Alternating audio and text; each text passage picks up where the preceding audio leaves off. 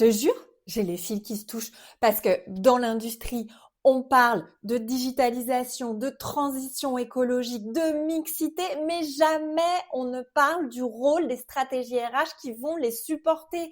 Ça me rend dingue. Alors, il était temps de créer les TIF, les trophées de l'industrie qui fait envie. Si tu portes un projet RH en faveur de l'attractivité et de la performance industrielle, tu peux candidater tout de suite. Je te mets le lien en description juste en dessous. Bon, une industrie ne se transforme pas en un claquement de doigts. Un projet Vision 2030, en fait, c'est facile. Mais ce qui est difficile, c'est d'aligner la gouvernance, de décliner les actions pour qu'elles soient véritablement portées par tous. Et du coup, c'est un épisode un peu spécial aujourd'hui parce qu'on va mouiller le maillot. C'est le tout premier épisode à 3 voix. Hello Éléonore, hello Bonjour. Fabien, bienvenue sur le podcast. Hello. Ça va? Bonjour. Vous allez bien? Très Super. bien. Bon. Alors, vu que vous êtes 2 invités, je vais un peu vous challenger. Je change un petit peu l'introduction habituelle. Vous avez chacun le droit à un mot pour répondre. Chacun votre tour à 3 questions. Vous êtes prêts? En fait, je vous challenge. En fait, on a une routine. On commence toujours par 3 questions.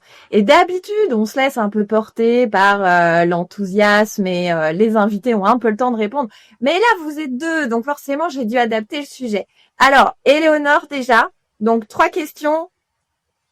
Un seul mot pour répondre. Ok, t'es prête? Alors, qu'est-ce qui t'anime, qu'est-ce qui te révolte et qu'est-ce qui te fait peur? Qu'est-ce qui m'anime? La circularité. Qu'est-ce qui me révolte? L'injustice. Qu'est-ce qui me fait peur? Le jugement. Ok, fort, super, bien joué, t'as joué le jeu. Fabien, à toi, qu'est-ce qui t'anime, qu'est-ce qui te révolte, qu'est-ce qui te fait peur? Qu'est-ce qui m'anime? La transformation.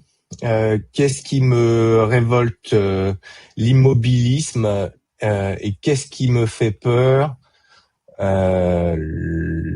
L'échec de la transformation. Franchement, vous êtes bon. En un mot, c'était pas simple. Vous avez bien relevé le défi. Merci, merci beaucoup. Avant qu'on attaque, je fais un petit instant promotion comme d'habitude. Merci à tous donc pour la croissance du podcast. Grande nouvelle puisque chaque épisode sera diffusé sur YouTube. Tu tapes l'industrie qui fait envie, tu t'abonnes et tu vas pouvoir voir nos 3 trombines en l'occurrence pour cet épisode. Alors, Éléonore, toi, quand on a échangé un peu en préparation de l'épisode, tu as une vision très systémique et c'est ça qui m'a particulièrement interpellée dans ce que tu peux apporter aux entreprises, très systémique de la transformation industrielle, des enjeux industriels et pas que. Et ton job au quotidien, donc, c'est d'aider des boîtes à aligner leur stratégie autour des enjeux de circularité et de leur organisation et aussi de leurs enjeux de communication et de marketing. Et toi, Fabien, donc tu es DRH chez Eternity Systems et tu as piloté une grosse transformation stratégique sur laquelle vous avez bossé, collaboré ensemble. Et donc c'est ça que l'on va aborder. Je vous propose très rapidement de vous présenter. Là, je vous ai fait une présentation hyper rapide. Peut-être de prendre la main l'un et l'autre pour vous présenter de manière assez rapide. Ça vous va? Très bien. À qui est tour? Éléonore, vas-y, lance-toi. Donc Éléonore, je suis effectivement consultante et conférencière indépendante pour accompagner des projets pour réconcilier l'industrie, l'agriculture, la finance et le numérique au service de la transition écologique et sociale grâce à l'économie circulaire. Donc je travaille aussi bien avec des startups, PME, TI, grands comptes et fonds d'investissement sur des projets de structuration ou de développement de nouveaux produits ou nouveaux marchés, de diversification, que sur des sujets d'accompagnement d'acteurs du monde agricole pour diversifier leur culture, enfin leur modèle économique plus précisément, ou développer des projets de territoire autour de la résilience alimentaire et de la transition agroécologique. Pour faire court. Tout un programme. Merci, Éléonore. Fabien, à toi la balle. Fabien Martiens, moi je suis avec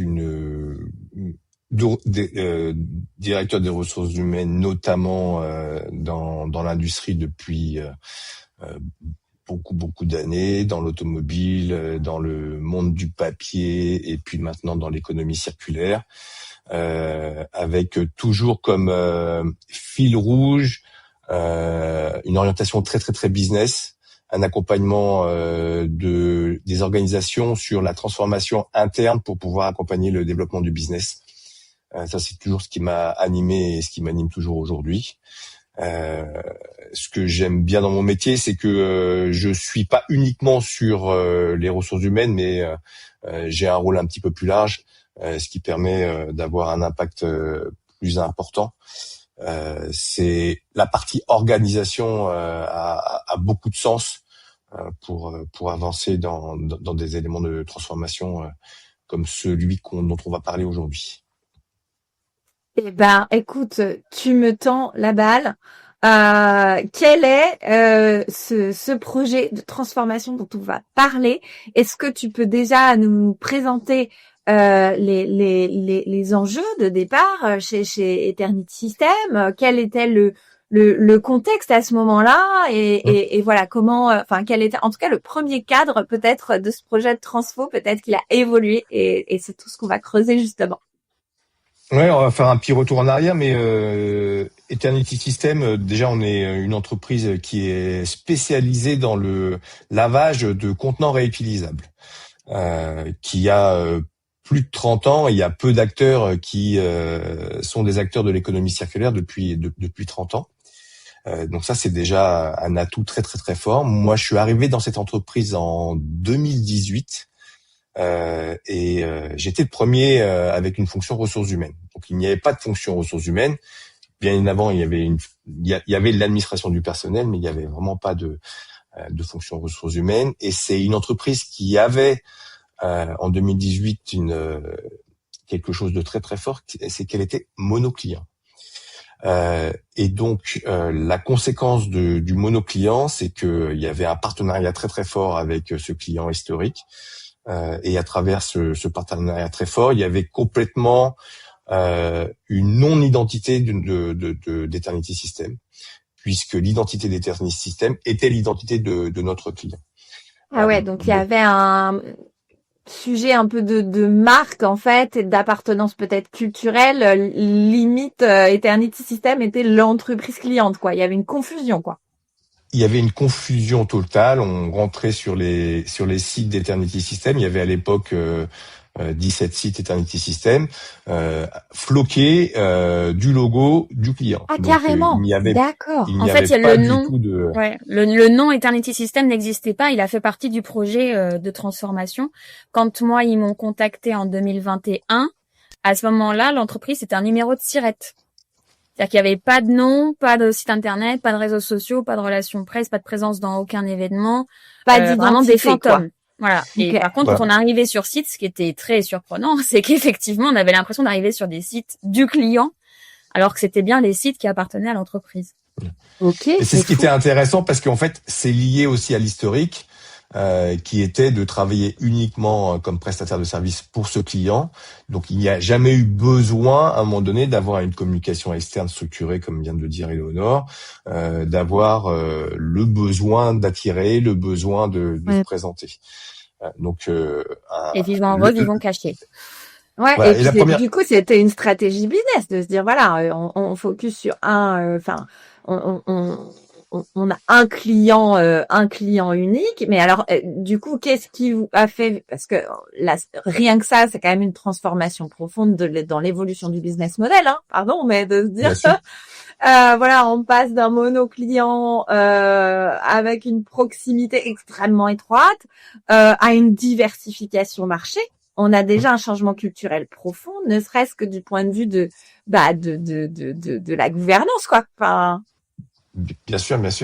En fait, il y a plusieurs éléments. Il y avait déjà un élément de croissance très très très forte, c'est-à-dire que pendant 25 ans, cette entreprise a cru avec tous les ans de digits. Donc ils ont pas du tout eu le besoin d'aller chercher la diversification parce qu'il fallait déjà structurer l'entreprise sur les besoins de son propre client. Donc ça a été quelque chose de phénoménal. Donc il fallait absorber systématiquement à un moment donné cette croissance et être capable de la travailler. On arrive à un point important, c'est que l'économie circulaire prend de plus en plus d'importance dans l'économie. La notion de réemploi commence à arriver et on se dit mais là on a peut-être quelque chose à faire. Être unique, un laveur depuis autant d'années et ne pas être connu sur le marché, il y a peut-être quelque chose à faire. Donc ça a commencé comme ça.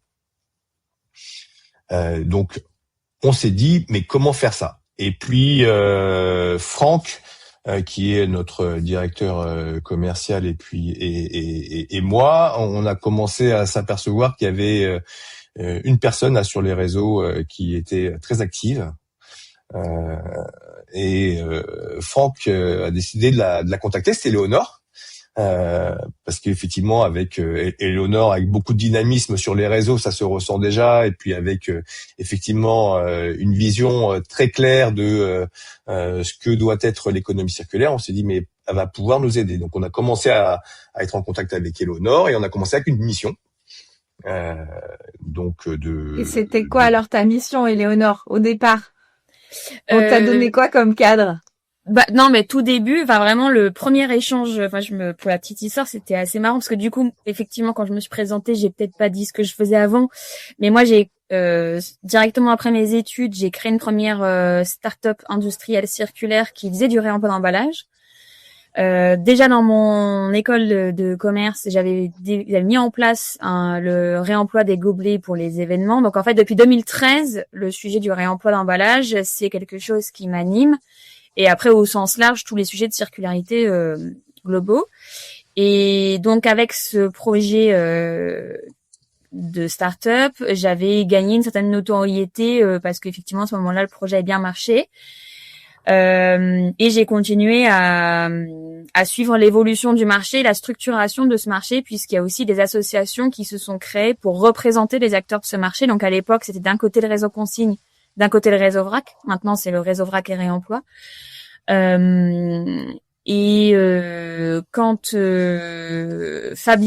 Franck m'a contacté sur LinkedIn, en gros, il m'écrit bonjour, on fait du réemploi d'emballage depuis 30 ans, on voudrait se diversifier, on a un projet, on voudrait se diversifier, est-ce qu'on peut le changer? Et là, en fait, je connaissais pas déjà ce fameux Franck. Je suis allée avant le visio, j'ai essayé de trouver des informations sur Internet, je n'ai rien trouvé. J'ai demandé à tous les acteurs de la filière, on ne les connaissait pas. Et on a fait le premier call avec Franck. Et là, Franck me dit, voilà, on existe depuis 30 ans, on fait 110 millions d'euros de chiffre d'affaires, on est présent dans 6 pays, en Europe, en Amérique du Nord, on a 1500 collaborateurs. Et on est, en gros, ce qu'on sait faire, c'est financer, équiper et opérer un centre de lavage à grande échelle agroalimentaire. Moi, j'étais là, c'est un délire, en fait, parce que tous les acteurs... Non, mais c'est ça. Parce que tous les acteurs de la filière, ils étaient très bons sur l'aspect commercialisation, sensibilisation, digitalisation, mais ils butaient tous sur le même problème qui était de financer, équiper, opérer un centre de lavage à grande échelle. Et là, t'as une expertise. C'était précisément ce qu'ils savaient faire. Par contre, à l'inverse, ils étaient beaucoup moins bons sur communiquer, sensibiliser, digitaliser, etc. Et donc, à la fin du call, Franck me dit, du coup, on recrute. Sauf que pour la petite histoire, moi, ma startup, je l'ai cédée à une ETI qui avait un peu le même profil que celle de Franck à ce moment-là. Et donc, j'ai dit, très bien, mais moi, je veux pas être recrutée. Donc, on peut peut-être commencer par une petite... Parce que, toutefois, je vois bien le projet qu'on pourrait faire ensemble et ça m'intéresse. Donc, on peut commencer par une mission freelance. Et si ça se passe bien, on verra après. Et donc là, on a fait une dizaine de jours au printemps 2021, où l'idée c'était que je propose une roadmap stratégique en fait qui permettrait d'atteindre cette diversification. Et comme ça s'est pas trop mal passé, Fabien en juin 2021 m'a proposé de rejoindre l'entreprise et j'ai dit très bien, mais ce sera pas à temps plein. Et là, c'était la première fois, je pense qu'on répondait ça à Fabien. Et du coup, parce que moi j'avais Bien, t'as pas aimé. Non, mais en fait, moi, j'avais pas mal souffert de la reprise de mon entreprise dans laquelle j'avais beaucoup d'espoir, puisque l'entreprise, enfin, le projet de startup que j'avais développé avait une traction commerciale très forte et plus aucun verrou technologique. Et donc, j'espérais que dans le mariage qu'on avait mis en place dans le cadre de la procédure de reprise, on allait pouvoir continuer ce projet-là. Et c'est vrai que le fait qu'on me la fasse à l'envers, je l'avais un peu mal digéré. Ah bah tu m'étonnes. Et donc là, j'avais dit, je vais plus mettre mes œufs dans le même panier. Du coup, je reviendrai chez Eternity, qui à ce moment-là s'appelait pas encore Eternity, 3 jours par semaine. Alors c'était sur le papier, parce qu'évidemment après j'ai un engagement qui est important dans ce que je fais. Mais voilà, sur le papier, j'étais 3 jours par semaine salariée de l'entreprise à partir de juillet 2021. Ok. Et le projet, c'était un projet effectivement de déjà faire découvrir au comité de direction c'est quoi l'écosystème du réemploi, et déjà rien que les notions de différencier développement durable, RSE, économie circulaire, qui sont les acteurs. Donc déjà faire cette immersion. Du coup, ouais, excuse-moi Éléonore, mais du coup Fabien, en fait, vous étiez un peu le terme est fort, mais un peu en autarcie finalement, et déjà un premier besoin de découverte de l'écosystème, des différents stakeholders dans ce domaine-là. Mais c'est exactement un peu à ça. l'aveugle, en fait. Alors, le terme d'autarcie est fort, mais pas tant que ça. Je pense que c'est une très bonne métaphore. Et donc, effectivement, il fallait nous acculturer à l'écosystème de l'économie circulaire et comprendre très rapidement quel pouvait être notre positionnement dans ce secteur-là, en sachant qu'on avait une expertise industrielle, une expertise des volumes, une expertise des process, des gros moyens que les acteurs de cette économie n'ont pas. Donc ça, c'était vraiment notre... Est-ce que vous étiez en industrialisation, enfin, depuis 30 ans, vous aviez rodé vos process, vos procédés, c'est... juste pour donner un ordre d'idée, c'est plus de 800 millions d'emballages réemployés par an. Ce qui est juste, aujourd'hui, même les meilleures, entre guillemets, start-up du moment, les plus grosses, celles qui ont 4-5 ans, etc., si elles dépassent le million, c'est la fin du monde. Donc, on est vraiment sur des échelles qui n'ont rien à voir. Ouais, ok. Et donc, en fait, l'intérêt, on était très intéressés parce qu'on voyait bien, à un moment donné, toutes ces startups arriver sur le marché de l'économie circulaire et notamment du réemploi. Mais on voyait aussi qu'il y avait un décalage culturel, puisque nous, on était des industriels, donc avec capacité à aller très, très, très vite, à faire du volume, alors que toutes ces startups avaient un modèle beaucoup plus artisanal, avec des projections bien évidemment à la fois de marché et de BP qui étaient très très très très ambitieuses. Donc nous on s'est dit c'est maintenant qu'on doit se positionner sur ce marché-là, parce que à un moment donné il faut travailler sur notre notoriété, sur notre image pour être reconnu comme un acteur dans quelques années très important. Voilà. Donc ça c'est ce travail qu'on a commencé en 2021. Ouais. Avec Éléonore. Donc on avait commencé quand même un petit peu, on avait fait un site web, on avait fait 2-3 trucs quand même pour moi en tant que RH communication, attirer des salariés en leur disant désolé mais on n'a pas de site web. Je vous avoue qu'au début c'était un peu compliqué quoi. Donc oui, parce que attends, mais là faut qu'on fasse un stop là-dessus. C'est-à-dire que oui, toi quand t'as rejoint la boîte, t'as dû halluciner, Fabien. Ah bah oui. Complètement. Surtout que moi, j'ai une culture de structure très établie, avec pas mal de process dans tous les sens. Donc effectivement, quand on arrive dans une entreprise où il faut recruter, et commencer à dire aux salariés non mais on est une entreprise très sérieuse, monsieur. Mais par contre, désolé, on n'a pas de site web. C'était assez compliqué. Tu devais te sentir un peu border à ce moment-là. Voilà, mais bon, après l'avantage c'est que à partir du moment où on arrivait à faire le premier pas et à faire venir le salarié à nous, derrière c'était l'autoroute, c'était quand même assez évident. L'avantage c'est qu'on a une entreprise qui est avec un positionnement d'économie circulaire, de réemploi qui est très très fort, et qui peut attirer des personnes qui ont cette envie de faire bouger. Mais je pense qu'un point important c'est que juste avant de me contacter quand même ils avaient quand même fait un move déjà assez structurant pour l'entreprise, c'est qu'ils avaient fait entrer un fonds d'investissement CapDev pour accompagner Capza. cette diversité. Voilà, enfin c'est un fonds CapDev mais qui s'appelle Capza, Ah, qui visait à supporter et soutenir cette diversification, donc avec voilà des fonds supplémentaires pour l'entreprise avant de me contacter. Donc, le premier move, ça a été de faire entrer ce fonds. Le deuxième, ça a été de me contacter. Et juste que quand moi, je me souviens une fois, j'ai dit, non, vous savez que vous faites de l'économie circulaire, et ce que vous faites, c'est dingue. Je me souviens d'une phrase de Fabien, c'était, non mais nous, on fait pas du greenwashing. C'est qu'en fait, vraiment, il y avait un vrai besoin de leur faire comprendre de la valeur circulaire de l'entreprise. Ils minimisaient en fait complètement. Ben, c'est que l'entreprise elle a été créée parce qu'il y avait un business, pas parce que c'est pour sauver la planète quoi. Et on s'en cache pas. Et en fait, enfin moi je suis très alignée avec ça aussi, c'est que c'est pas parce que tu sauves la planète que tu dois gratter tous les mois à la fin. Voilà. Ouais. Donc ça c'était un point important. Et après sur l'aspect culturel et de la mission, donc il y a eu cette phase d'acculturation. Et après, l'idée, c'était de se dire, acculturation, codir déjà dans un premier temps, comme tu disais, sur ces 10 jours-là aussi, sur lesquels tu étais missionné. Okay. Et en fait, le truc, c'est que pour moi, pour réussir à se diversifier, développer la nouvelle offre, il fallait qu'on soit donc identifié par des tiers, par l'extérieur. Et donc, ça passait par une création d'une marque qui n'existait pas, de toute une branding, de tout un tas d'outils de com externes. Sauf que là, Fabien, il m'a dit non. Enfin, il m'a dit non parce qu'il m'a dit on va pas aller trop vite. Avant de faire de la com externe et de sensibiliser et d'aller à l'extérieur, on va d'abord expliquer en interne ce changement. Et alors, pour moi, personnellement, ça a été assez dur à vivre parce que Fabien passait son temps à me dire voulais y aller, quoi. Tu vas trop vite. Mais au final, c'est le meilleur apprentissage de ces 3 ans.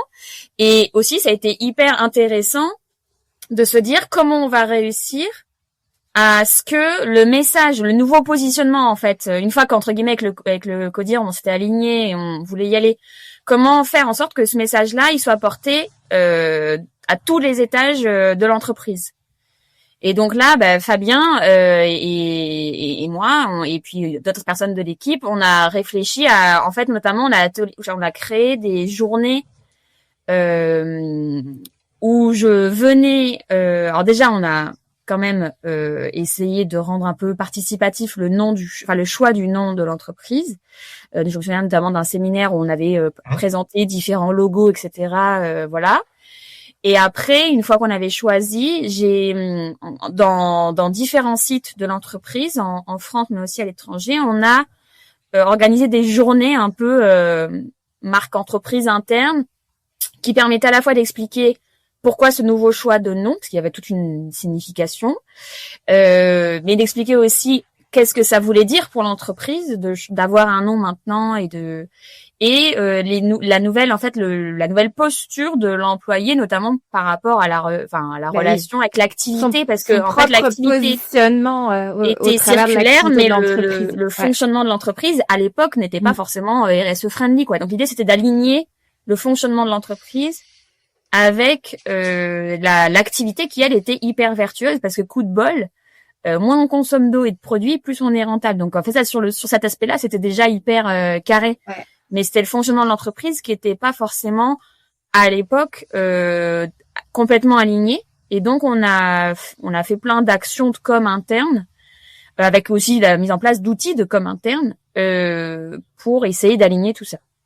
Ouais, parce que alors du coup, Fabien, excuse-moi. Vas-y Claire, vas-y. Ouais, tu sais, moi j'ai envie de t'interpeller justement parce que ce que soulève du doigt Éléonore là, c'est l'impact culturel de la transformation et donc ton rôle, en tout cas celui que toi t'as voulu endosser à ce moment-là, si je comprends bien, c'est de se dire travaillons d'abord le changement culturel en interne pour qu'il puisse ensuite rayonner en externe et surtout qu'on puisse fédérer autour de ce projet-là. C'est un peu le contre-pied que toi tu as souhaité prendre. Exactement, parce qu'en fait le point c'est que quand tu passes d'un environnement autarcique à tout d'un coup une exposition très forte à l'extérieur, t'as un risque assez fort de désalignement de tes salariés par rapport à ce qui est en train de vivre, parce que eux, en interne, ils voient pas le changement. Donc, pour eux, en interne, ça fait 25 ans qu'ils font la même chose, et tout d'un coup, que se passe-t-il? Donc, c'était très, très, très important pour moi d'expliquer à toutes les équipes ce qu'on était en train de faire et les différentes étapes qu'on était en train de mener pour que eux aussi prennent ce chemin-là. Donc c'était pas qu'un chemin de communication extérieure. C'est pour ça que quand Eleonore dit on fait pas du greenwashing, c'est que je voulais qu'il y ait une vraie appropriation par tout le monde de ce qu'on était en train de transformer, et que ce soit pas juste voilà, mais maintenant ça y est, regardez, on a trouvé notre positionnement externe, donc, on va papoter comme ça. Mais donc toi t'as saisi en fait tout de suite que t'allais dans une grosse transfo, quoi. Enfin, dans une transfo profonde avec un changement de modèle, mais derrière surtout un changement culturel, qui est le chantier le plus difficile à mener. Hein. Enfin, exactement. Enfin, quelque part c'est par le changement culturel que tu vas embarquer tout le monde. Voilà. Voilà. Après, on avait quand même une belle autoroute pour pouvoir le faire. Donc ça, c'était quand même très, très, très, très sympathique. Il y avait Eleonore qui poussait énormément, effectivement, à la fois sur l'externe et puis aussi pour sur l'interne. Donc ça, c'était vraiment très chouette. Mais on avait quand même la chance d'être sur un modèle où on peut parler d'économie circulaire, on peut parler de réemploi, on peut parler de choses qui donnent beaucoup de fierté aux salariés. Donc c'était là-dessus qu'on voulait aussi jouer. C'est à un moment donné, on doit être fier de ce qu'on est, de ce qu'on veut être demain, quoi. Voilà. Et donc tout ce travail-là, il fallait vraiment le faire en interne. Avec une petite avance sur l'interne par rapport à l'externe, parce que je voulais pas me retrouver à tout d'un coup, mais qui sommes-nous, c'est quoi Eternity System, c'est quoi cette diversification, on comprend rien. Voilà, donc l'alignement était très important. Et surtout que les employés apprennent pas des news par la com externe, de trucs. Donc ça, on a fait attention, et c'était pas facile, hein, parce que en plus. Moi, jusque-là, j'avais jamais été salariée d'une grande structure. Donc moi, j'avais effectivement cette culture start-up, entrepreneur. Et donc, pareil, une autre phrase que Fabien m'a dit un jour, c'est on veut pas que ce soit un projet d'Éléonore, on veut que ce soit un projet d'entreprise. Et c'est aussi pour ça qu'il m'a dit beaucoup non, et on va moins vite, et on va d'abord faire ces étapes-là, ce qui était vraiment sur le moment très frustrant. Mais qui au final, quand je vois, enfin, par exemple, là, je suis partie depuis 2024 de l'entreprise, et j'ai le sentiment, en tout cas de tout ce que j'observe de l'extérieur et des contacts que j'ai encore parfois avec les salariés, que le projet, même si moi je suis plus là, que ce que j'en étais effectivement le symbole, on va dire, et ben, même si je suis plus là, le projet continue d'être porté, parce qu'il a été complètement intégré par les équipes, alors déjà par toute l'équipe de Fabien qui fait un super boulot, mais vraiment aussi par les collaborateurs. J'en ai certains qui étaient là depuis le début de l'entreprise, depuis plus de 20 ans, 25 ans, et qui m'ont dit « J'étais déjà content de venir tous les matins au boulot parce qu'il y avait, c'est vraiment aussi une chouette entreprise, il y a une vraie culture familiale, voilà. Mais maintenant que je comprends encore, enfin, je veux dire que je vois la dimension qu'on savait pas forcément à l'époque, et ben ça me conscientisé du tout, quoi. Voilà. Alors, ouais. Non, et ben ça motive encore plus. Enfin, moi je sais que j'ai un salarié qui m'a dit ça une fois, et c'était un des plus anciens salariés de la boîte. Donc ça c'est génial, quoi. Ouais, ça c'est top. Et alors du coup parce que bon, c'est vrai que là c'est un peu l'archétype du vivons heureux, vivons cachés, et de la parfaite illustration de l'humilité aussi des industriels. Je pense qu'on a un doux mélange un peu de ces deux syndromes d'industriels là dans cette culture d'entreprise. Et du coup, je pense que c'est ça qui est intéressant, c'est de se dire comment est-ce que vous pourriez décrire la culture d'entreprise telle qu'elle était peut-être avant cette transfo. Et elle est pas simple parce que du coup, il y avait cet amalgame avec le client final. D'ailleurs, c'était quoi l'activité de votre client? Sans le nommer, mais... C'est le pooling, c'est la mise à disposition de caisses sur le marché de la grande distribution. Okay. Voilà. Et en fait, justement, quand moi ils m'ont contacté, qu'ils m'ont expliqué ce qu'ils faisaient, ce qui était dingue, c'est que pour eux c'était quelque chose de complètement classique, mais en fait ça avait jamais été modélisé dans l'écosystème du réemploi d'emballage. le modèle qu'avait Eternity avec son client et qu'a toujours, c'est un modèle qui en fait résolvait énormément de blocage du déploiement à grande échelle de la filière. Et donc moi j'ai entre guillemets j'ai modélisé et communiqué sur ce modèle qui est maintenant le modèle qui est en train de devenir le modèle principal du développement de la filière en France mais aussi à l'international. Hein. Donc c'est ça qui était hyper intéressant, c'est qu'il y a il y a un acteur qui possède un parc d'emballage réemployable dont il est le propriétaire et dont il va louer l'usage. Et après, il a un sous-traitant, un partenaire qui, lui, va être l'acteur qui fait la partie réemploi, donc collecte, transport, réparation, lavage, stockage. Et donc, en fait, cette complémentarité permet de répartir aussi les enjeux sur les investissements nécessaires par rapport à, d'un côté, le parc machine, de l'autre, le parc d'emballage, qui sont des investissements qui, si ça prend de l'ampleur, peuvent être assez significatifs. Okay. Et c'est aussi des métiers complètement différents. Parce qu'il y en a un qui est vraiment sur de la gestion de flotte, quand l'autre il est sur un outil industriel avec des enjeux d'hygiène et de qualité très élevés. Ok. Et alors donc, quelle était un peu la culture de la boîte à ce moment-là? Qu'est-ce qu'elle est un peu aujourd'hui? Et en quoi c'est devenu ces enjeux sont devenus des leviers d'engagement et d'attractivité? Ça fait beaucoup de questions en une, je suis désolée, ça c'est tout moi ça.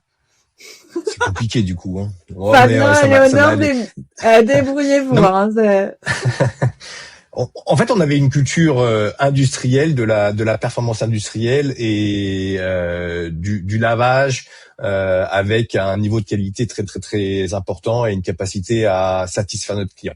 Donc culture des experts quoi.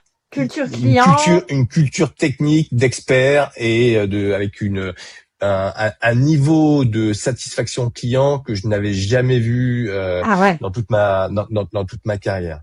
Et pourtant, je travaillais dans l'automobile, dans des infrastructures où il y avait aussi beaucoup de culture client. Mais là, c'était vraiment l'entreprise qui s'oubliait pour se mettre à la place du client. Ça, je ne l'avais jamais vu à ce point. Donc ça, c'était vraiment l'ADN profond. Donc c'est un très très bel ADN. Donc cet ADN, il fallait le conserver, tout en même temps réussir à se dire, mais vous savez que ce que vous avez construit, c'est avant tout votre propre identité. C'est pas l'identité de votre client, c'est votre propre identité. Donc comment, à un moment donné, on arrive à garder cette force tout en se l'appropriant, tout en se disant, mais non, mais c'est nous en fait qui avons fait ça, c'est pas uniquement notre client. Donc ça a été tout le travail au long cours, hein, parce que c'est pas encore terminé, mais c'est vraiment capitaliser. Moi, j'aime beaucoup capitaliser sur l'historique, bien comprendre l'historique de l'entreprise, capitaliser dessus pour pouvoir ensuite se projeter. Et voilà. Et la projection après est arrivée avec Éléonore qui elle est arrivée en disant voilà, en plus la feuille de route sur l'extérieur, vous avez un truc phénoménal à faire. Ouais. Et ça, vous étiez pas prêt. Enfin, en fait, quand Éléonore arrive en disant non, mais vous avez un truc complètement dingue à faire et vous avez pas conscience. Alors si on savait parce que quand même en avance de phase avant qu'Éléonore arrive, comme Éléonore l'a dit tout à l'heure, on a fait il y avait un fonds, on a travaillé sur un BP, il y avait un premier move, il y avait des choses à effectuer sur de la diversification, donc on avait déjà le terrain et le business plan qui était en place. Après, il y a l'arrivée d'Éléonore et la personnalité d'Éléonore qui va avec, qui est en soi transformante. Donc, Éléonore est capable de renverser des montagnes et c'est ce qui fait tout son intérêt sur un projet comme ça de transformation, parce que il faut quand même bouger un industriel. Et un industriel n'est jamais facile à bouger par définition, même si alors nous on fait preuve quand même de beaucoup d'agilité. C'est ce qu'elle a réussi à faire. Bon après pour être transparent, ça c'est pas non plus fait tous les jours comme un long fleuve tranquille. Enfin moi même si vraiment honnêtement je trouve que c'était génial et il y a eu beaucoup d'apprentissage. Forcément comme tout projet de transformation, il y a eu des moments de coincement. Comme j'ai dit moi personnellement au début, tous les stops de Fabien étaient difficiles à vivre. Ouais, Aussi pour le coup, pour toi, c'était pas culturel. Enfin, ah non bah moi c'était pas dans ton ADN à toi. Non, et puis jusque-là, moi, comme je crée plutôt des projets toujours, on va dire, de base, j'avais jamais ce problème-là de se dire, attends, il faut que tout le monde soit embarqué, puisque en fait, moi, j'embarquais au fur et à mesure. Et donc ça, c'est le premier truc. Et puis le deuxième aussi, en tout cas pour moi, qui est arrivé de l'extérieur et qui n'avait pas les codes aussi d'une salariée, on va dire. C'est que et en plus j'habitais pas sur un site. Moi j'habitais à Lyon. Il n'y avait pas de site en Auvergne-Rhône-Alpes, donc le siège est à Perpignan. Le site principal sur lequel on a fait les premières actions de diversification était en 91 à Lys. Et donc j'étais beaucoup en remote. Et quand j'allais sur site, j'étais un peu la nana qui veut tout transformer et qui en plus parle pas comme nous, pense pas comme nous, travaille pas comme nous, qu'on voit rarement. Enfin vraiment, et donc il y a eu aussi un enjeu en tout cas pour moi, et Fabien m'a aidé et ça n'a pas été simple de réussir à m'intégrer dans les équipes. Et donc typiquement une autre petite histoire marrante, mais en tout cas en gros c'est que moi je fume pas, je bois pas, je bois pas de café et donc je prends pas de pause, je travaille quoi. Moi j'arrive, je bosse, voilà.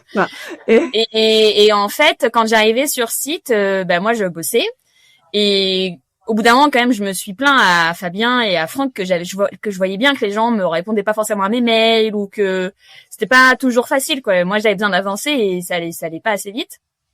Et donc, un jour, ils m'ont dit, mais en fait, est-ce que tu prends le temps de dire bonjour aux gens? Enfin, de dire bonjour. Évidemment, je disais bonjour, mais de t'intéresser, d'aller discuter avec tes collègues et d'aller boire un café avec eux. Et j'étais là, je bois pas de café, donc je vois pas pourquoi, à quoi ça sert, quoi. Et en fait, en gros, il y a eu une fois, ils m'ont dit, maintenant, on veut que quand tu viennes sur un liste, tu boives des cafés et on veut que tu fasses que ça. Et donc, en fait, il y a eu plusieurs fois où je suis montée, où en fait, j'avais calé aucun call de ma journée et ce que je faisais de ma journée quand j'étais à Lys, c'était aller boire des cafés, aller dire bonjour à tout le monde. Et c'est vrai que moi, m'intéresser aux chiens de ma voisine, etc., ou à la grand-mère, franchement, honnêtement, ça ne m'intéresse pas. Mais le fait que je fasse cet effort-là de m'intéresser, etc., parce que en soi, les gens étaient très sympas et vraiment, j'avais rien contre eux. C'est juste que c'est pas des sujets qui m'intéressent. Moi, ce qui m'intéresse, c'est la circularité, c'est la transfo, c'est d'avancer. Et de faire cet effort-là, ça m'a vraiment permis d'avoir ensuite une meilleure intégration dans les équipes. Et donc des retours à mes mails et donc d'avancer. Mais ouais, du coup, à un moment donné, j'ai dit à Fabien et Franck, en gros, vous me payez à boire des cafés. Ils disent oui. Ouais, mais tu vois, c'est hyper drôle parce que en fait, t'as juste été confronté de plein fouet à la culture de l'entreprise, en fait, à ce qui fait que les hommes et les femmes, sont engagés dans cette boîte, sont heureux d'aller le matin et toi, t'es arrivé là-dedans en étant un peu surprise de ça. Avec des modes de travail complètement différents aussi, parce que par exemple, dans l'entreprise, comme beaucoup d'entreprises industrielles jusqu'à récemment, c'est que ça se faisait aussi beaucoup par le parler, donc il y a assez peu de formalisation par écrit. Tu oral. Moi, je fais des process, des outils, des emails, des rapports, des structures, et donc eux, en fait non, c'était on se passe l'info à la pause café. Et donc voilà, c'est pour ça que moi j'avais pas les infos, enfin on n'avait pas les modes de communication. Et maintenant ça me sert encore, je travaille même dans le monde agricole. Et en fait, je suis allée faire les vendanges avec les agris, je suis allée et vraiment j'ai pris le temps et pareil j'ai clairement autre chose à faire que de faire ça, mais en fait, je sais que c'est nécessaire, donc je prends maintenant ce temps pour pouvoir réussir à me faire accepter et intégrer dans cet écosystème. Non, mais c'est un point important, ce que dit Éléonore, c'est qu'à un moment donné, la capacité à créer du lien social, qui peut être considéré à un moment donné comme du temps perdu, en fait, c'est du temps caché, qui permet après derrière d'avoir des leviers de performance qui sont phénoménaux dans une organisation. Donc et c'est vraiment ce point-là sur lequel on a pas mal insisté avec Éléonore.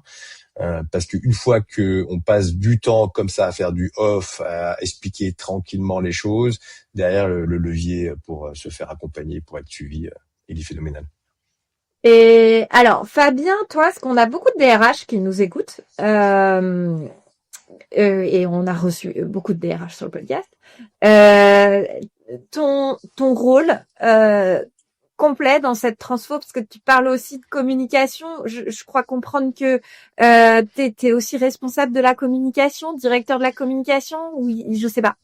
Ouais, j'ai plusieurs casquettes effectivement, parce que on est une UTI de 1500 personnes, donc j'ai effectivement le rôle RH classique, mais il y a une partie effectivement communication. J'ai une partie, j'ai l'IT aussi qui est T'as c'est moi. J'ai l'IT, une donc, partie aussi. ok. Ouais, j'ai des choses assez diverses. J'ai la partie légale aussi.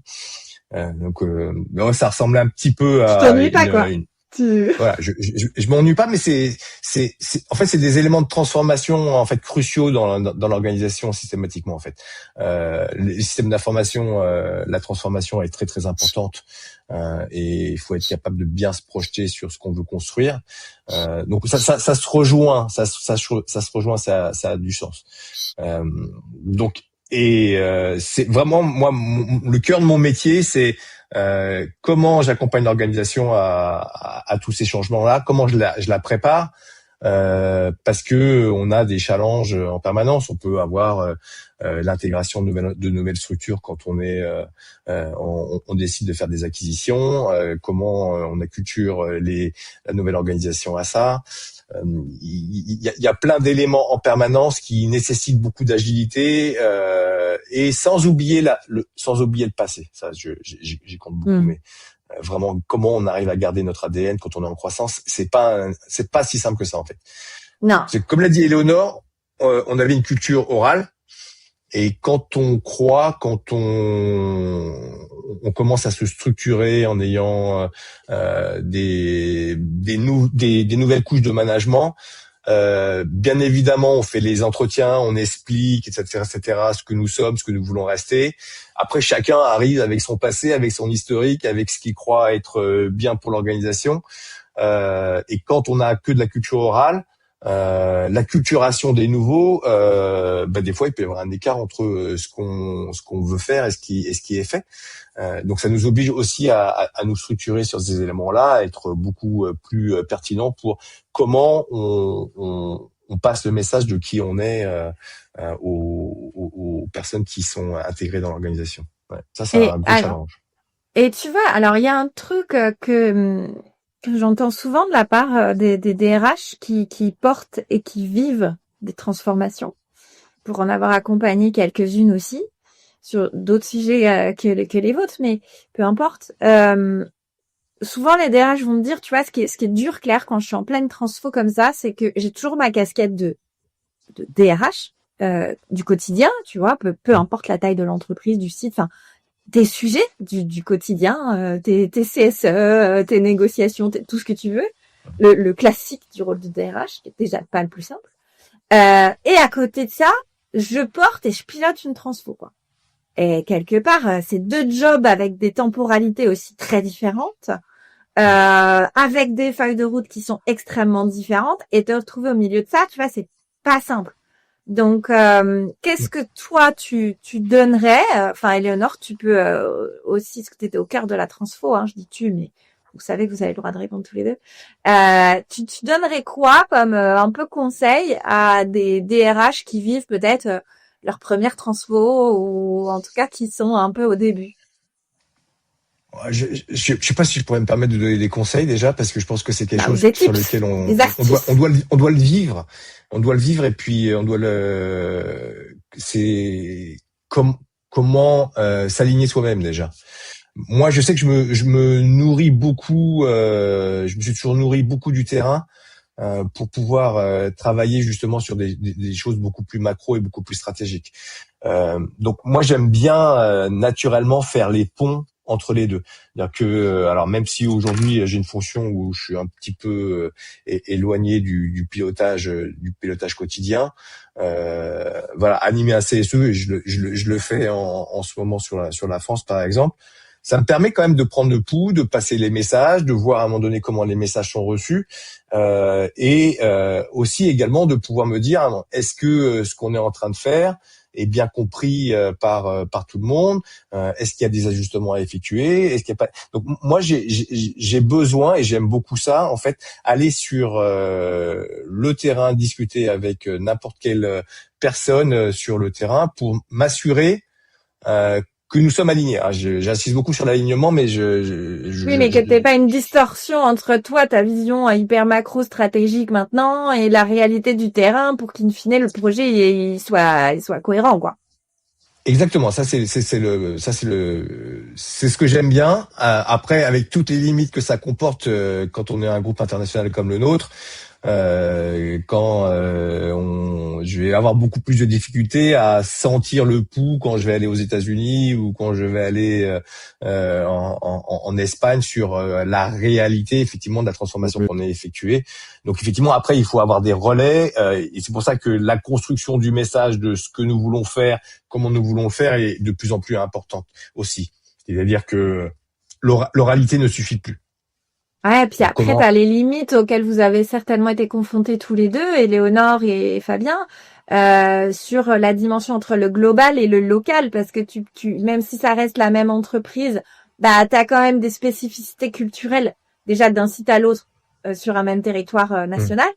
T'as les spécificités de l'interculturel que ça engendre et avec des résistances. On n'a pas parlé du sujet des résistances et j'ai à tout prix envie qu'on l'aborde avant qu'on ne se quitte. Et du coup des résistances aussi qui ne sont pas les mêmes du fait de ces spécificités culturelles. Tout à fait. Alors moi j'ai pas de question. Pardon, j'avais pas de question. Non, mais c'est sur la partie résistance, c'est un point très important. Parce que alors on a la chance chez Eternity d'avoir une entreprise d'une agilité folle avec un dirigeant qui est toujours à se projeter sur le futur et il y a peu de résistance. Tout le monde le suit en fait. Tout le monde le suit naturellement, donc c'est un plaisir de Mais attends, c'est le dirigeant depuis 30 ans? Exactement, ouais. C'est le dirigeant historique. Ah, mais tu vois, culturellement, c'est un marqueur très fort, ça. Exactement. C'est une entreprise effectivement familiale où il y a deux dirigeants historiques et dont Gilda qui est le dirigeant opérationnel qui est énormément suivi, qui a énormément d'ambition, qui a toujours un cran d'avance pour faire avancer l'entreprise et tout le monde le suit. Donc ce qui fait que il y a une culture de la résistance qui est très très très faible chez nous. Et c'est la première fois que je vis ça. Il n'y a pas de politique, il y a peu de résistance et go on y va. Et donc moi mon rôle après derrière c'est de dire comment j'arrive à garder cette culture-là dans l'entreprise, une culture de l'action. Vas-y, il vaut mieux que tu fasses quelque chose, que tu attendes que ton chef décide pour toi parce que sinon on perd du temps. Et là, je vois ces dernières années, on a perdu en agilité. On a perdu en capacité à aller très très vite sur certains sujets parce que certains nouveaux arrivent avec une culture qui est peut-être une culture un petit peu plus hiérarchique de attends je vais m'enseigner etc. Cette agilité qu'il y avait de allez vas-y fais et puis après si tu te plantes c'est pas grave à un moment donné. Vous faites de la croissance, tu penses? Bien sûr, voilà. Et donc moi, mon rôle, c'est comment j'arrive à garder cette agilité, à garder cette culture que promeut notre dirigeant dans l'organisation à travers 6 pays dans le monde.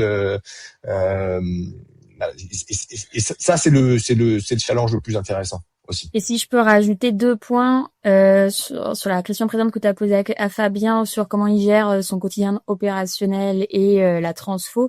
Pour la petite histoire aussi, parce que je pense que ça a quand même été un point important, c'est que comme j'avais eu, moi, donc, comme j'ai dit, l'ETI à qui j'ai cédé mon entreprise précédente, donc ça s'est mal passé. Et là, Eternity, quand ils m'ont contacté, c'était à peu près le même profil, donc j'avais dit, attention, warning, Toi, etc. t'étais Donc, en fait, résistance pour le coup. T'avais voilà, sorti j'étais en tes vingt têtes, résistance. oh là là. Et puis eux, ils ont bien vu aussi que j'étais un petit spécimen. Et donc, en fait, dès le début, dans la relation qu'on a mis ensemble, on a mis un management assez particulier, c'est que moi, j'étais en direct avec Fabien et avec Franck, qui sont tous les deux membres du COMEX. Ils sont un petit COMEX, hein, ils sont 5. Petit, d'accord, ok. Voilà. Et donc, en fait, finalement, avec Franck, je pilotais la diversification entre guillemets commerciale, et avec Fabien, la transformation. Mais c'est vrai que moi, personnellement, je l'avais pas. Je m'en rendais pas forcément compte au moment où on le faisait. C'est qu'après, où je m'en suis rendu compte. Et donc, en fait, j'avais 2 N+1. J'étais en pilotage avec les deux. Donc ça, je pense que c'est un point quand même important. On se demande toujours pourquoi on me reporte. Voilà, en fait, c'est souvent le point, c'est mais pourquoi je reporte à Fabien ou à la fonction RH. J'ai rien à faire avec la fonction RH. Ah, mais en fait, la fonction RH, faut pas la réduire à juste une fonction d'administration du personnel ou d'administration de talent, etc., etc. C'est vraiment à un moment donné, dans l'organisation, on a un rôle à jouer. Et je pense que Éléonore, ça, au début, c'était compliqué, mais elle l'a quand même très très vite compris et assimilé, quoi. Ouais, t'avais pas anticipé que c'était les RH, en tout cas, qui allaient soutenir dans l'organisation la transfo du projet, quoi. En fait, au tout début même, j'avais même pas forcément au tout départ vu moi, j'étais sur une diversification commerciale, donc en fait, c'était la demande qui m'avait été faite, hein, c'était vraiment, on veut développer des nouveaux marchés. Donc c'était pas on veut transformer l'entreprise, créer le pôle marketing com RSE, tout ça n'avait pas du tout, c'était pas une demande qui avait été formulée. C'est quelque chose qu'on a réalisé parce qu'à un moment donné, tu connais pas la boîte, t'arrives, tu te fais avec le cadre qu'on te donne aussi, quoi. Donc la demande initiale, c'était on veut juste aller sur des nouveaux marchés, c'était pas forcément on veut transformer toute l'entreprise, on veut développer des nouveaux pôles, etc. Donc ça s'est fait en marchant. Donc, mais en tout cas, voilà, je pense qu'un point intéressant, c'était effectivement cette double direction avec une équipe effectivement Comex qui est plutôt assez alignée et très disponible et réactive. Un deuxième point, c'est sur le dirigeant. Gilda, je n'avais jamais vu un dirigeant de ma vie comme ça. Je travaille avec énormément de chefs d'entreprise de toutes tailles différentes. Quand je me souviens de la première fois qu'on a fait une réunion physique à Alice dans le cadre de la presta de départ au printemps 2021, quand ils m'ont dit c'est lui Gilda, je suis restée vraiment, il m'a fallu quelques temps pour l'accepter parce que en fait Gilda c'est la personne la plus introvertie et comme on dit avec beaucoup d'humilité. Qui parle très peu. Quand il parle, il a une voix très basse. Et c'est pas du tout le stéréotype du dirigeant avec beaucoup de leadership comme ça. Pas du tout. C'est l'opposé de ça. Et donc moi au début, c'est vrai que moi j'ai quand même pas mal d'énergie, donc j'ai besoin d'avoir en face des gens avec qui discuter et qui ça rebondisse, quoi.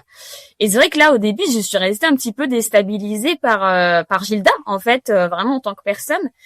Et effectivement et alors pour autant du coup après Fabien, Franck, etc. ils ont quand même pour le coup peut-être plus de personnalité de dirigeants, on va dire standard qu'on a l'habitude de connaître.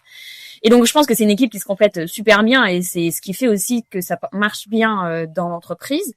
Mais c'est vrai que c'est cette posture du dirigeant, Gilda, c'est quand même très spécifique. Et après un dernier point sur l'aspect de terrain, pareil quand ils m'ont dit va boire des cafés, ils m'ont dit aussi mais va dans l'usine, va dans le site, etc. Et donc en fait je me suis retrouvée à mettre les mains en fait sur la ligne et à être en prod plusieurs fois. Et à la fin, je connaissais le nom en tout cas sur le site où moi j'étais, le nom des opérateurs, etc. Alors que encore une fois, j'habitais pas au quotidien sur ce site-là. Et ça, pareil, ils m'ont mis des coups de pied au cul à plusieurs reprises pour que je le fasse. Et je pense que c'était une très bonne chose. Et c'est vraiment la culture de l'entreprise, c'est-à-dire que même encore aujourd'hui, Gilda, Franck, Fabien et les autres, très régulièrement, ils sont sur le site et quand ils viennent sur le site, ils vont pas que dans le bureau, ils vont vraiment voir les lignes, voir les opérateurs, potentiellement débloquer une caisse qui est bloquée. Enfin vraiment, voilà, ils mettent les mains dans le truc. Et ça aussi, cette relation au terrain, c'est hyper important pour montrer l'exemple. Et donc, si derrière tu lui envoies un message au collaborateur et qu'il t'a vu sur la ligne, bah il va forcément mieux accepter ton message à ce moment-là que si t'as jamais vu et qu'il connaît même pas ton prénom, quoi. Oui, tu vois, je pense que pour rejoindre le sujet des résistances assez faibles chez Eternity System, ceci peut expliquer cela aussi. Tu vois, parce que déjà un codir très retiré, je pense que ça peut servir votre agilité aussi quelque part. Ça évite des tergiversations parfois trop longues. Effectivement, cette appréhension et présence régulière sur le terrain auprès des opérateurs, ça joue beaucoup parce que peut-être que vous les percevez déjà plus rapidement les potentielles résistances et que vous communiquez aussi en fonction pour rassurer, pour construire la feuille de route des différents projets que vous portez en fonction de ce que vous percevez sur le terrain, tu vois. Il n'y a pas de fumée sans feu, hein. Après, il y a aussi vraiment l'aspect familial où très régulièrement toutes les équipes, alors oui, il y avait pas les opérateurs, mais en tout cas toutes les équipes d'un site vont déjeuner ensemble aux frais de l'entreprise, hein. Et ça, je pense que c'est pareil, c'est pas toutes les entreprises qui le proposent, mais c'est vrai que très régulièrement, quand il y a quelqu'un qui n'est pas du site qui est là, bah en fait tout le monde va déjeuner ensemble dehors, et ça crée vraiment de la convivialité. Et donc une relation entre les employés qui est super. Oui, la création pareil, du lien, qu'on voit pas partout, hein, pour avoir vu voilà beaucoup d'autres types d'entreprises de taille différentes ou équivalentes. Moi, j'adorais ces déjeuners où on allait tous déjeuner ensemble dehors. C'était vraiment convivial et ça motivait encore plus à se lever à 4 heures du mat pour arriver sur le site à 10 heures et rentrer à minuit à la maison, quoi. On sent la douleur dans tes propos quand même. Voilà, ça a été 3 ans intenses, mais honnêtement, j'étais heureuse de venir sur site à chaque fois, quoi. Ouais. Mais tu vois, je pense que tu vas certainement me rejoindre, Fabien, mais il y a un marqueur culturel fort quand c'est déjà les mêmes dirigeants depuis le démarrage de l'entreprise. Il y a plein de bouquins, d'auteurs qui ont théorisé tous ces sujets culturels. Et l'impact positif en tout cas du père fondateur, sans le côté forcément paternaliste qui va avec, mais du père fondateur dans l'engagement et l'adhésion culturelle, il est hyper puissant dans une boîte. Enfin, mais c'est voilà, c'est très impactant. Le père fondateur est très impactant sur son business parce qu'il y a des personnes qui sont vraiment dédiées à on fera tout pour que on est là, quoi. Gilda soit satisfait. Mais ouais. il y a réellement ça. Et c'est génial. Et en même temps, quand on a cette phase de croissance, c'est comment garder ça tout en dépassant le fait que je le fais uniquement pour le boss, et je le fais aussi pour l'organisation parce que ça a du sens pour l'organisation aussi. Et c'est jouer là-dessus en fait qui est aussi important pour pérenniser l'entreprise à long terme, quoi. Ouais, parce que tu devais à la fois capitaliser justement sur ce qui fait cet engagement fort, ce sentiment d'appartenance quand même hyper puissant, tout en rajoutant des briques nouvelles qu'ils n'avaient pas intégrées culturellement. Exactement. Trop intéressant. Nous arrivons à la fin de notre heure. J'avais encore plein de questions, plein de sujets abordés. J'ai conscience qu'on n'est pas du tout allé au bout de notre projet. J'aurais voulu en savoir encore plus, mais c'est là. Et c'est là. Bah oui. J'espère que ça vous a plu comme échange. Moi, ça m'a beaucoup plu de me retrouver un peu au cœur, en l'espace d'une heure. C'est limitant quand même. Mais en tout cas, d'en savoir plus sur ce très chouette projet. J'aime beaucoup justement la transversalité des différents sujets.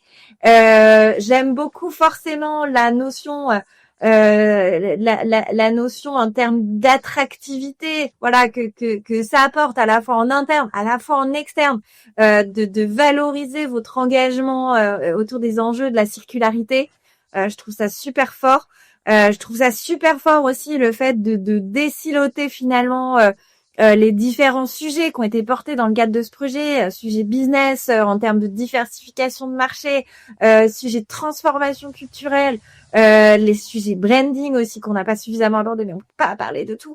Enfin voilà, en tout cas, je trouve que c'est une belle illustration d'une chouette transfo. Donc merci. Merci. Eh ben, au Merci plaisir. Léonore, merci Claire. Eh ben, en tout cas, merci pour la confiance. Du coup, c'était chouette de faire votre connaissance autour de cet épisode. Et puis, je vous dis à très bientôt alors. Merci, bye bye. Merci Claire, à bientôt. À très bientôt, au revoir. Encore merci de nous avoir écoutés. Il est temps de se retrouver lundi avec un nouvel invité. C'était Claire Tenaillot, fondatrice de Be Wanted, et vous venez d'écouter un épisode de l'industrie qui fait envie. Bon, pour être certain de ne rien manquer, pensez à vous abonner, que ce soit sur Spotify, Deezer ou Apple Podcast. Surtout, pensez à laisser un avis 5 étoiles pour lui donner de la visibilité. Allez, à bientôt sur l'industrie qui fait envie.